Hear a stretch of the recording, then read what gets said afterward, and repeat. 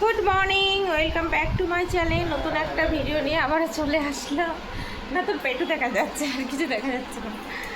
তো এখন হচ্ছে বাজে সকাল 10:30, আর আজকে আমার ভিডিও 9টায় যেখানে পোস্ট হবে সেখানে হয়ে গেছে 10টা। কারণ একটা প্রথমে ভিডিও ছেড়েছিলাম 9টায়, ঠিক আছে? তো ছাড়ার পরে একটু প্রবলেম হয়ে গেছে, ভিডিওতে একটু ডিস্টার্ব ছিল। তারপর সঙ্গে সঙ্গে ভিডিও দেখে তাড়াতাড়ি করে মানে ডিলিট করে দিয়ে আবার আমি নতুন করে ভিডিও আপলোড করেছি। এই করতে করতে আমার দেরি হয়ে গেছে। তা আমার ঘরে মোটামুটি আজকে সব কাজ করে নিয়েছি, গুছিয়ে নিয়েছি, ঠিক আছে? ঘর ঝাড় দেওয়া থেকে শুরু করে বিছনা তোলা সব কিছু আজকে শেয়ার করে, মানে শেয়ার বলছি কেন, উল্টো পাল্টা ফেসবুকে ভিডিও ছাড়া থেকে। দাঁড়াও, ফোন আসছে, ছেলের ফোন এসেছিলো, ওর জন্য আমি এবার কেটে দিলাম, ঠিক আছে? তো যাই হোক, সব কাজ করে নিয়েছি, শুধু ঘর মোছা বাকি আছে, পুজোর বাসন মাজা বাকি আছে। সেটা আমি স্নান করে নেব। মানে এখন হচ্ছে রান্না করতে হবে, যেহেতু আজকে বুধবার, আর আজকে হচ্ছে কিসের ভাত পাঠাতে হবে তাড়াতাড়ি করে, এর জন্য আমাকে রান্নাবান্নাটা করতে হবে। আর যেহেতু কাঠের রান্না, তোমরা তো জানো একটু সময় লাগবে। তা আমি এখন, ছেলে আমাকে ছাতু বানিয়ে দিয়েছে, প্রচুর পরিমাণে খিদে পেয়েছে। তা আমি বললাম ছেলেকে একটু ছাতুটা করে দে, ততক্ষণ আমি তরকারিগুলো কাটি। তো চলো ভিডিওটা দেখতে থাকো, আশা করি তোমাদের ভালো লাগবে। এখন বাজে 11:30, আর আমি এখন সবজি কাটতে বসেছি। আর আজকে বাজার থেকে সজনে ডাঁটা নিয়ে এসে বলছে যে সজনে ডাঁটা দিয়ে আলু দিয়ে মাছ দিয়ে ঝোল করবে। তো আজকে তো মাছও নিয়ে এসেছে, চিংড়ি মাছও এনেছে। তো দেখো না, আমি সব সবজিগুলো এক এক করে কেটে গুছিয়ে নিয়ে এখন চলে যাচ্ছি কাঠে রান্না করতে।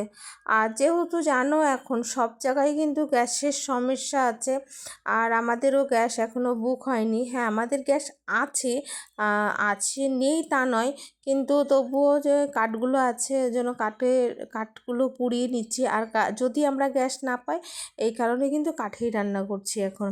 আর কাঠে রান্না করতে গিয়ে আমার অনেকটা সময় চলে যাচ্ছে, জানো তো। আর সব থেকে বড় কথা কি বলো তো, আমি না উনুন ধরাতে পারি না। আর আমি বহু বছর পর, মানে বলতে পারো প্রায় 15-16 বছর পরে আমি গিয়ে কাঠে রান্না করছি। মানে যখন আমার অল্প বয়স ছিল তখন করেছি কয়েকবার, কিন্তু তারপরে আর 10-15 বছরের মধ্যে আর কখনোই আমি কাঠে রান্না করিনি। তারপরে এখন তো এই মানে 1 সপ্তাহ হচ্ছে এখন কাঠের জালে রান্না করছি। আর মেন কী বলো তো, আমি না উনুন ধরাতে পারি না। তোমরা হয়তো ভিডিওতে দেখছো, কারণ তোমাদেরকে কেটে দেখানো, মানে আমি দেখিয়েছি। এই উনুনটা ধরাতে গিয়ে আমার 8 ঘন্টা লেগেছে। মানে আমি এসেছিলাম 11:30, প্রায় 11:45টার দিকে, কিন্তু আমার 12:30 বেজে গেছে আমার উনুন ধরাতে ধরাতে। আমি উনুনটা কোনো রকম ধরাতেই পারছিলাম না, যতবার ধরাচ্ছি ততবারই নিভে যাচ্ছে আমাকে। মানে আমি যখন রান্না করি তখন হয়তো মা ধরিয়ে দেয়, নয়তো কিস ধরিয়ে দেয়। তো কিস যেহেতু বাড়িতে নেই, তো কে ধরিয়ে দেবে? আমি উনুনটা ধরালাম, আর সেই যতবার ধরাচ্ছি মানে ততবার লিভে যাচ্ছে, জানো তো। তারপরে শেষমেশ খুব কষ্ট করে ধরিয়েছি, 8 ঘন্টা ধরে ধরে তারপরে কষ্ট করে ধরিয়েছি। আমার পুরো একটা দিশলাই চলে গেছে উনুন ধরাতে গিয়ে। আরে লোকে তো হাসবে, জানো। আমি আগে যখন মানে উনুন ধরাতাম তখন আমি কেরোসিন দিয়ে ধরাতাম, আর এখন তো এই যে মানে দেখতেই পাচ্ছ যে কাঠের গুঁড়ি টুড়িগুলো আছে ওইগুলো দিয়ে। তো এখন আমি রান্না করে নিচ্ছি, জানো, ওই ডাঁটা দিয়ে পটল টটল দিয়ে এটা মাছ দিয়ে ঝোল করছি। আর মাছের তরকারির কালারটা আজকে যে এত বাজে হয়েছে বলার কথা না। কেন বলো তো, যেহেতু যে লঙ্কাটা দিয়েছি না, কাঁচা লঙ্কা, একটু লঙ্কাটা বলো তো একটু ওই কালো কালো টাইপের, এর জন্য মাছের ঝোলটা একটু কালো হয়ে গেছে। ভাবছিলাম যে যদি একটু কাশ্মীরি লঙ্কার গুঁড়ো থাকতো তাহলে সেটা হয়তো আমি একটু দিতাম, কিন্তু সেটা ছিল না, তাহলে একটু কালার হতো। আর এদিকে লাউ আর চিংড়িও বসিয়ে দিয়েছি, লাউ ঘন্ট আর কি। তো বেশ আজকে লাউটা বেশ ভালোই ছিল। আর লাউটা অনেক দিন আনা হয়েছিল, ফ্রিজে ছিল, জানো তো।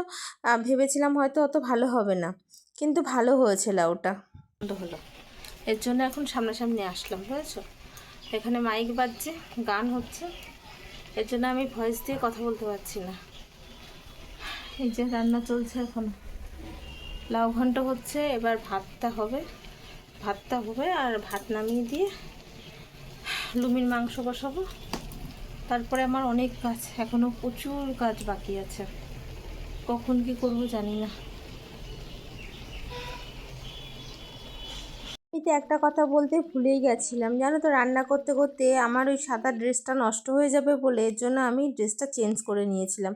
আর দেখো আমি কিন্তু সব রান্নাবান্না করে কমপ্লিট করে এখন চলে এসেছি ঘরে জামা কাপড় কাচার জন্য, মানে জামা কাপড় ভিজাবো। আর এখন বাজে জানো 3:45, মানে রান্না করে গুছিয়ে সেসব বাসনপত্র সব কিছু মেজে তারপরে জিৎ আসলো, জিৎকে খেতে টেতে দিয়ে সব কিছু করে এখন হচ্ছে আমি জামা কাপড় ভিজাচ্ছি। আর এখন আমার এই মুহূর্তে যা কষ্ট হচ্ছে না, আমি তোমাদের ভাষায় প্রকাশ করতে পারবো না। কারণ সকাল থেকে উঠে না এখনও পর্যন্ত 1 মিনিটও হয়নি যে আমি বসেছি, কন্টিনিউ কাজ করছি। কিন্তু ক্যামেরার সামনে হয়তো সব কিছু দেখো, সব কিছু তো ক্যামেরা করা সম্ভব নয়, তাই না? তো আজকে কিন্তু আমি অন্য টেকনিকভাবে একটু জামা কাপড়গুলো ধোবো আর কি। আর এদিকে দেখছো আরেকটা বালতিতে, ওই বালতির জামা কাপড়গুলো আমি হাতে কাচবো। আর এই যে সবগুলো এগুলো এখন মেশিনে দেবো। তো আমার ভাইয়ের বউকে ফোন করলাম যে কিভাবে আমি করব, যেহেতু আমার ওয়াশিং মেশিনটা কিন্তু বেশি দিন নেওয়া নয়, শীতের সময় নেওয়া ছিল। আর আমি একদম নর্মালেই কাচছিলাম, তো আমাকে শিখিয়ে দিল কিভাবে কাচবো।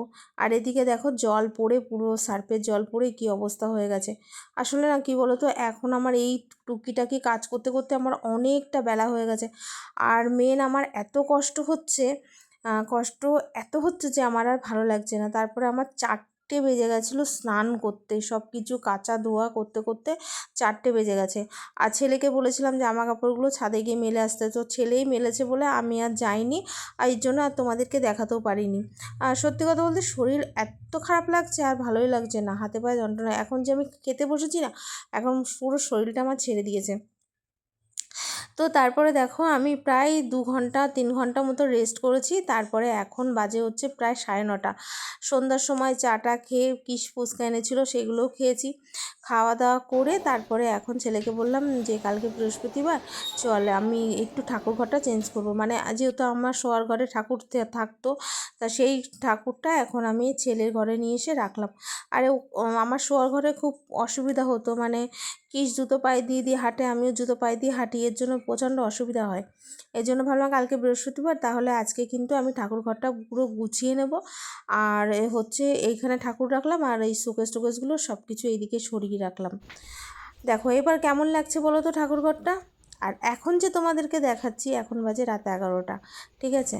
তো খাওয়া দাওয়া করে সব কিছু কমপ্লিট করে এখন আমি ফ্রেশ হলাম।